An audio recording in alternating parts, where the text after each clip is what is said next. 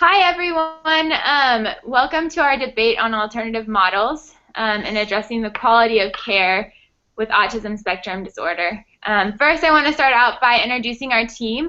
Idle is from Minnesota, Taylor is from Houston, Texas, Atiris from Detroit, Michigan, and lastly, myself, Elise, from Orange County, California. There has been and still are many debates between different treatments and which of those is best, especially for children who have been diagnosed with ASD. The three specific kinds of treatments that we will be discussing is sensory integration, applied behavior analysis, and the medical model. Often, parents have a dilemma with their children with ASD. They hear from just about everyone in the field of ASD on all of the different kinds of treatments and which one is best for their child and how it will help. Our hope is that our debate, we can talk about all of the pros and cons of each treatment to have a better understanding for them and of their use for people with ASD. Today we start the debate with Idle, who will be going into detail about the medical model, followed by Taylor, who will be discussing sensory integration, and lastly Atiris with applied behavior analysis, also known as ABA. I will be the mediator and the host of this debate. So go ahead, Idle. Hi everyone, thank you Elise for the introduction. First, let's describe what the medical model for autism is. The medical model is a model that tries to find a cause and a cure for autism's challenges and symptoms. So what does that mean exactly? The medical model believes that there is a genetic component and environmental factor to autism. In fact, the largest amount of federal research funding goes to autism genetic research, according to the Federal Interagency Autism Coordinating Committee, IAC. The medical model states that autism is a medical condition. Now let's think about that for a minute. Often people say, including proponents of ABA therapy, always use the terms medically necessary treatment for autism. Well, if it's medically necessary, then it must be for a medical condition, right? The medical model does not say, let's get rid of individuals with autism and replace them. It simply states, let's find a cause and a cure for this lifelong medical disorder that affects so many children and their families. The Food and Drug Administration, FDA, has approved two medications for autism, which are risperidone and aripiprazole, to help ease some of the symptoms of autism. Furthermore, the medical model of autism has been the most popular stance on autism as far back when Leo Kanner first identified autism in the 1940s. Organizations such as Autism Research Institute, Defeat Autism Now, and Cure Autism Now were all born out of the medical model of autism. Additionally, there are high-powered groups for this model, such as Athletes Against Autism, Talk About Curing Autism, or TACA, and even the Center for Autism and Related Disorders, CARD, which, as many of you know, provides ABA therapy and is headquartered in California. The medical model for autism, and I believe this wholeheartedly, encourages continual research into the causes of autism with the primary goal of finding a cure for this dream-stealing medical disorder. Additionally, the medical model advocates for awareness of autism prevalence, which is now 1 in 68 nationwide and will most likely be higher when the next numbers come out of the ADAM network. There are many interventions within the medical model of autism that I have personally tried as an autism mom for my son. Some of those are various diets, chelation, HPOD or the hyperbaric chamber, vitamins and supplements, and medications. Finally, we know there is a lot of research that states there is a genetic component and an environmental factor to autism. In particular, one research done by Wilsey and colleagues in 2013 stated there were over 100 gene mutations that could cause autism. Another research done by Devlin and Scherer in 2012 of family studies indicated that a significant genetic basis for ASD susceptibility. A review of research trend done by Rossignol and Fry stated autism is associated with immune dysregulation, inflammation, mitochondrial dysfunction, and environmental toxins. In summary, clearly autism is a complex neurodevelopmental disorder caused by a genetic component and an environmental factor. Therefore, the sooner we can find out which gene and which environmental insult, the sooner we can find interventions that will eliminate the challenges and difficulties so many children and adults with ASD face daily, including my own kid. again, I believe that the medical model of autism is a valid point that must be looked into and taken into consideration. One last thing, the BACB guideline 2.2 states that behavior analysts have a responsibility to operate in the best interest of the client.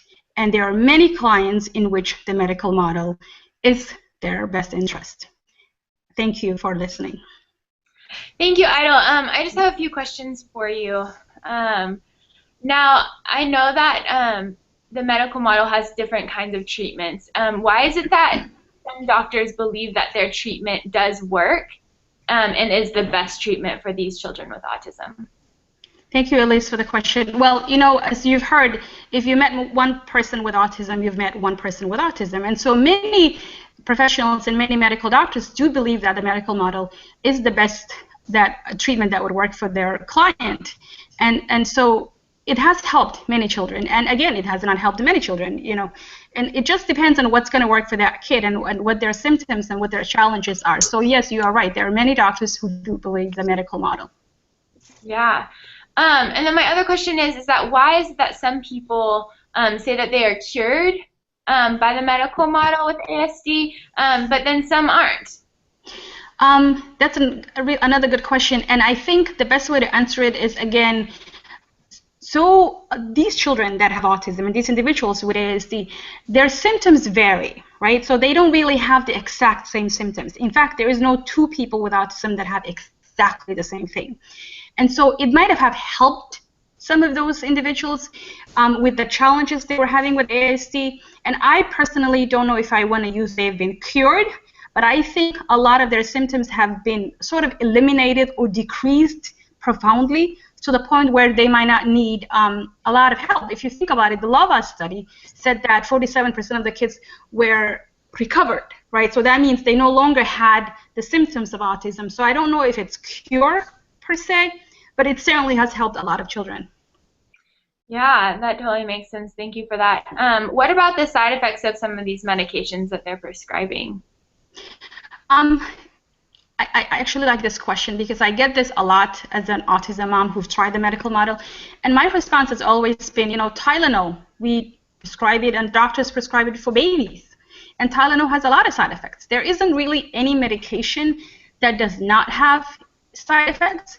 And I can understand people that say, well, autism is a disability. Therefore, proponents, who are against, rather people who are against this will say, autism is a disability and we should not be trying to cure it. I understand that. And hopefully, as a mom, I understand that. And hopefully, as a therapist, I will also understand that. And I can see both sides. Yes, we should accept individuals with ASD as they are and treat them with respect and dignity.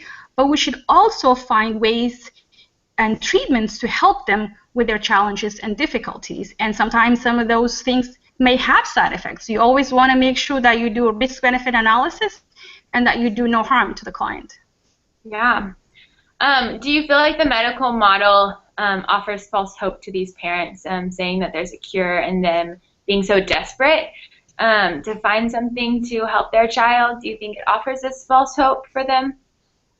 Hope is something that we all human beings need. And in my opinion, any hope is better than no hope. Is the hope false? I don't think so. Many families would say it helped their children.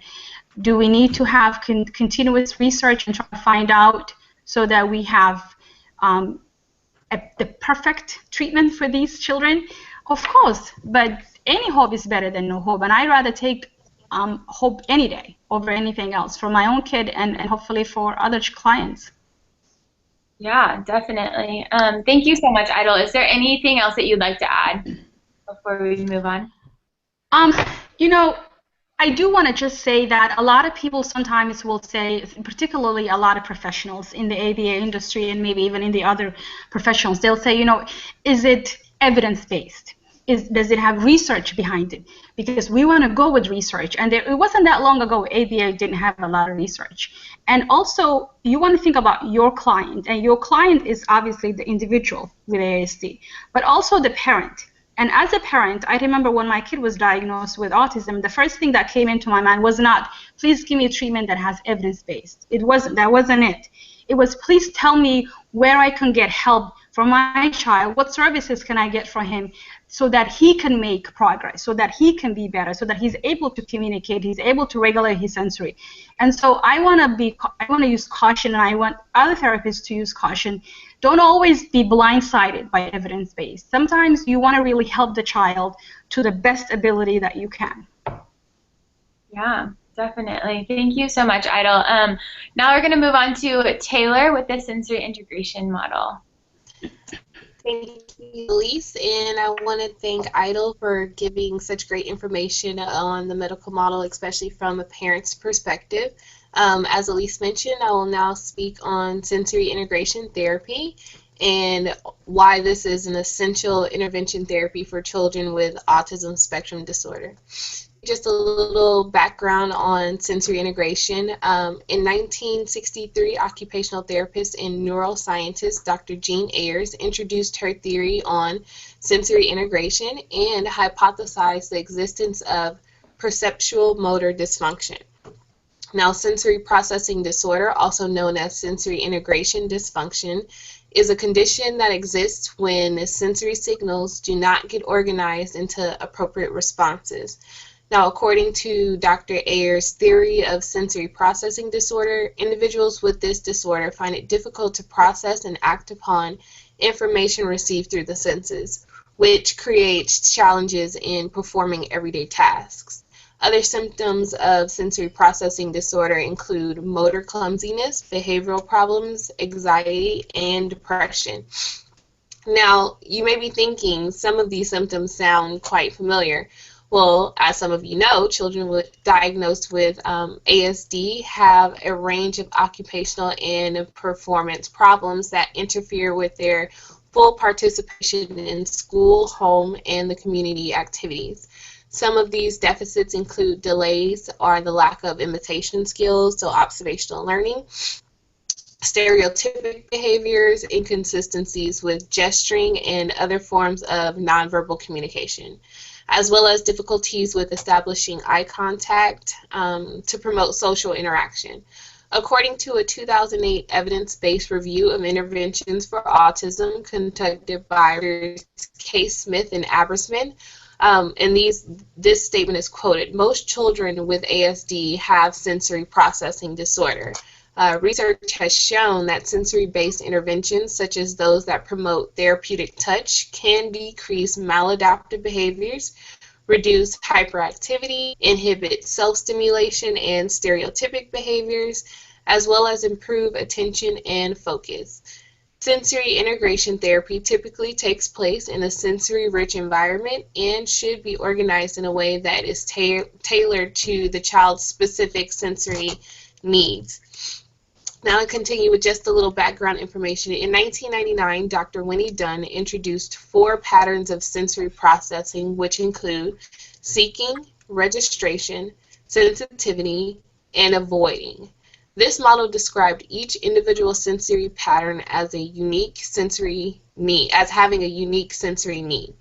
For example, children with a seeking sensory pattern have a higher sensory threshold and require lots of stimulation to reach this threshold. Let's think of your children with both typical and children with ASD who engage in disruptive classroom behaviors such as consistently getting out of their seat, or students who are distracted by activities going on outside the window, or constantly asking to leave the room for one reason or another. These children are potentially lacking adequate amounts of sensory input, which can result in some of the disruptive behaviors I mentioned before. Now, on the other hand, children with an avoiding pattern have low thresholds and typically try to escape overstimulating environments. These students who find it too noisy in the cafeteria are the child who dislikes the texture or feel of certain clothing, stimuli that is overwhelming or uncomfortable to a point that it causes disruption in daily functioning. These are 2 very different behaviors and 2 distinct types of responses to sensory stimuli. Again, these types of sensory dysfunctions have been seen in a great majority of children with ASD. Some of the disruptive behaviors children with ASD exhibit do sometimes stem from either an overstimulation or a lack of stimulation in their environment. What better way to address problem behavior than to specifically target the sensory dysfunction? Now, occupational therapists today use other forms of intervention which are based on sensory integration theory, but differ a little from Ayer's classical SIT. These approaches use a sensory integration framework to help understand and explain the child's behavior, but rather than trying to remediate an underlying impairment, these methods focus on working with the child, the parent, and the teachers to help adapt the child's environment in ways that will facilitate the child's ability to participate. This approach may include such things as a modification to the child's clothing, altering room configurations, noise or light levels, experimenting with food textures, adapting tools, changing program demands, and so on. These approaches are designed to help children function to the best of their ability given their sensory processing capabilities, as opposed to trying to change their underlying neurological functioning.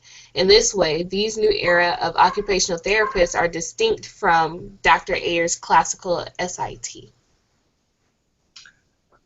Awesome. Thank you so much, Taylor, for all of that.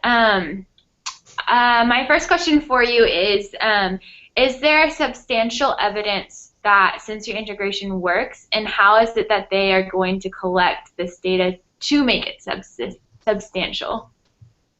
I think that's a really good question, Elise. Now, I was surprised in my research that there have been many studies that have successfully utilized sensory integration therapy as an effective intervention for children with autism to improve some of the deficits that I mentioned before. For example, some studies that were focused on therapeutic touch, as the one conducted by Field et al. In 1997, the researchers of this study compared a group of boys with autism who received a massage for 4 weeks, only twice per week, to boys with autism who played a game for the same amount of time. The results from this study showed that the boys who received the massage exhibited decreased aversion, off-task behavior, and stereotypic behavior. In a similar study conducted by Escalona et al. In 2001, researchers compared children with ASD who received a massage also, but this massage was administered by their parents every night for a month, to a comparison group whose parents read to them every night for a month. The children who received a massage demonstrated reduced hyperactivity, decreased impulsivity, stereotypic behaviors, and improved on-task behaviors. Elise, but I will say this, the results from studies published in the 1970s and even up to the late 1990s, early 2000s, the research was very promising. However, as research methodologies have become more rigorous, the results have been less favorable for SIT. Some of the limitations of the studies include a small sample size, a lack of a control group, as well as a lack of study replication. Although each of these studies have positive findings, when combined, the evidence for sensory integration therapy remains pretty weak, and it requires further study. Yeah, that definitely makes sense. Thanks for sharing all of that.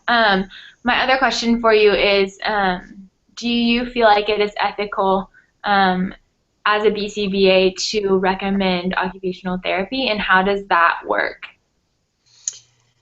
Now, this is also a great question, Elise. I've thought about this, and then reading the compliance code, I got stuck on code 4.03, where according to this code, individualized behavior change programs, as a behavior analyst, we must tailor behavior change programs to the unique behaviors, environmental variables, assessment results, and goals of each client.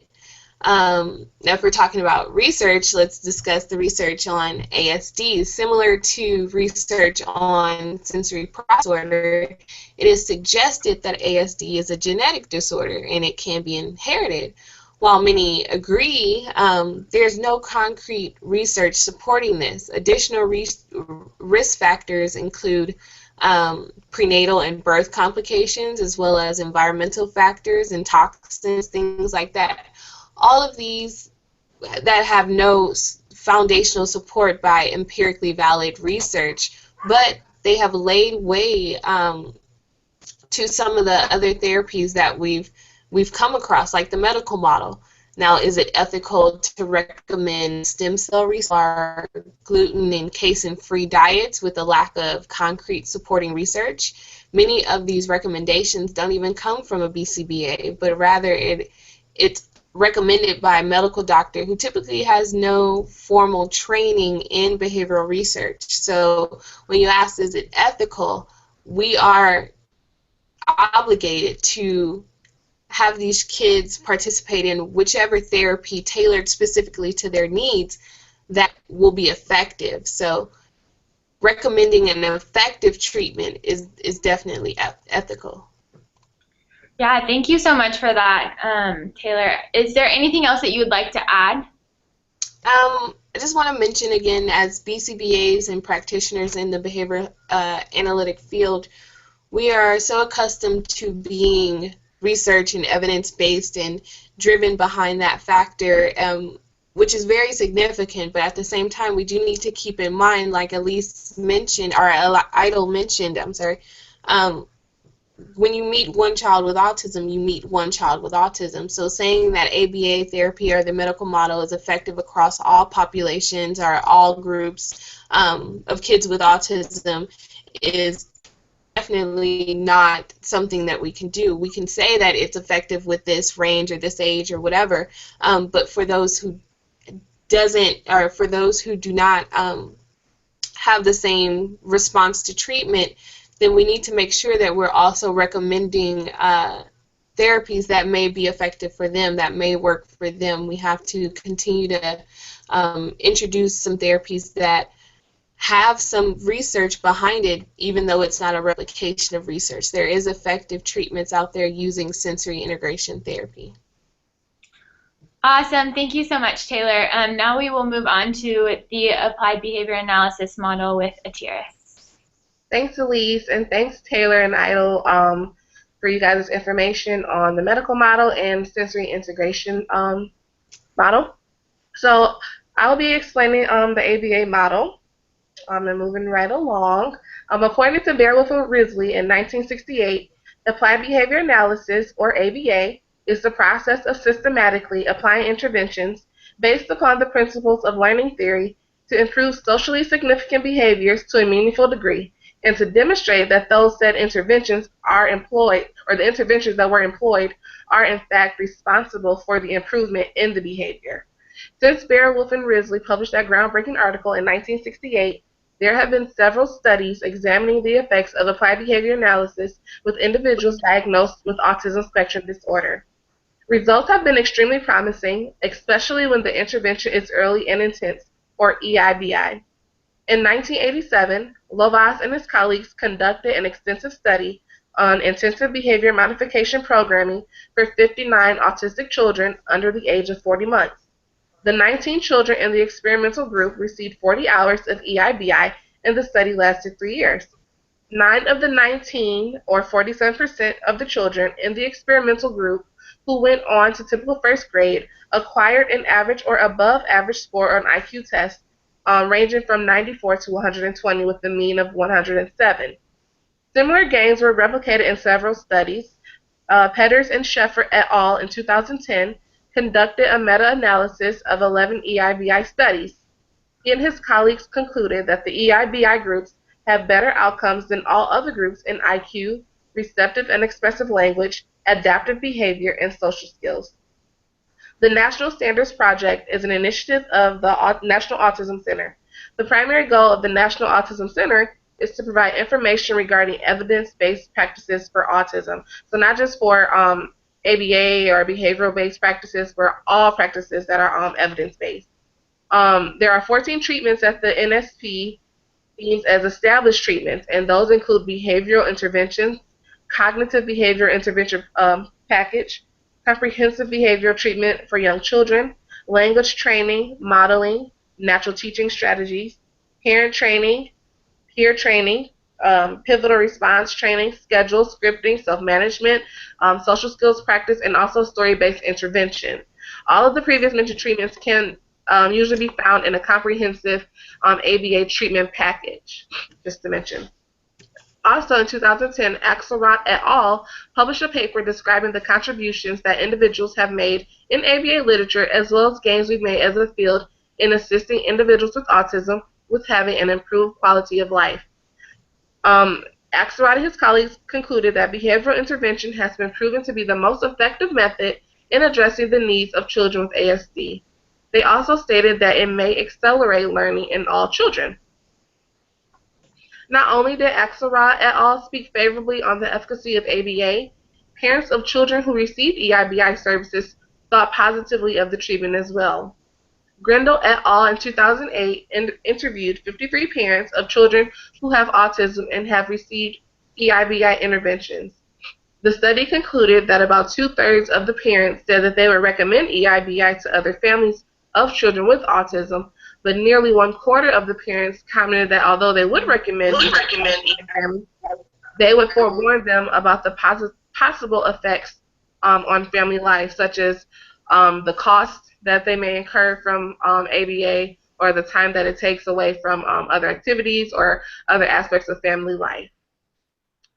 That is what I have, Elise. Lay it on me. Ready for your question. Thank you, Atiris. My first question for you is, what about the cost and the time that ABA takes? Is it worth it? And how are families going to be able to afford it? So ABA is an expensive treatment, both monetarily and time-wise. Research shows that children should be receiving about 40 hours per week of therapy to receive the most benefits from that therapy. And ABA treatment, is nearly $50,000 a year. So yes, it is expensive, but we're coming a long way as far as insurance bills and legislation as far as being able to afford those through our insurances or the Affordable Care Act. So I think currently 29 states in the Affordable Care Act have included behavioral interventions as part of their insurance package. So that's helpful for people. And most insurances, private insurances as well, are starting to offer payment for ABA services. Yeah, that's awesome to hear that. Atiris, what about the history of ABA and even the current happenings of where clients are being mistreated, are being treated in a negative way? If we look at the Florida incident, people being treated not in a humane way, what about that? Is there a huge risk in that for parents letting their kids be a part of this? Well, first off, those events, both past and present, are extremely unfortunate. And although they are unfortunate now, because of some of those incidents, now we have ethical standards that, as practitioners, we must abide by. And one of the most important is to do no harm. So if a parent is noticing that with their child's treatment that some harmful effects are happening, or if they see things that aren't quite right, then I would urge that parent to talk to the staff people who are running those programs and see exactly what's going on and demand some answers. But with anything, there are risks involved, and as consumers of any service, we all need to make sure that we do our due diligence and our research and make sure that we are enrolling ourselves and our children into safe and effective programs. Yeah, awesome. Thank you for that. My other question for you is, what about the children and individuals who might be more robotic because of ABA, just in their responses instead of a more natural way? So yeah, ABA does have a bad reputation of kind of children going through therapy and coming out, having these robotic, not very natural responses. with their behavior, but we are coming a long way as a field and trying to promote more generalization practices. And I think ABA gets that sort of robotic reputation from DTT. So that's where you see the kids sitting down at a table. You know, a lot of rote skills are being drilled, lots of stuff happening in a really short amount of time. Boom, boom, boom. But in the more comprehensive ABA package, we do a lot more techniques that are moving towards generalization. We incorporate different people in the children's life. We go to different locations, just employ different practices to help the child generalize and use those skills outside of therapy, because that's the ultimate goal. We have to, improve their quality of life, in a socially significant way. And, just sitting at a table, being able to, recite your name, your ABCs for your, ABA therapist is not, socially significant. Yeah, thank you so much for that, Atiris. Is there anything else you'd like to add to the ABA model? I just want to kind of echo what everyone else was saying. Although ABA seems to have the most research behind it at this point, I'm not going to sit here and say that ABA is the cure-all or, the absolute right treatment for every child with autism. I absolutely believe that, if possible, parents or caregivers should give ABA a try, just because we do have the research behind it, and there are a lot of options out there to help with payments, because I know that can be difficult for most people. And then after you give that a shot, if that's not the case, then talk to your treatment staff and your team and move on to another treatment. Everything isn't for everybody. Once you meet one child with autism, you've only met one child with autism. So there are tons of treatments and therapies out there to assist our kiddos, and I just think that it would be unethical to say that only ABA, is the right treatment for every child with autism. So. Yeah, thank you so much, Atiris, and thank you so much to everyone watching this this debate. I want to re-echo what everyone has said, is that if you've met one child with autism, you've met one child with autism.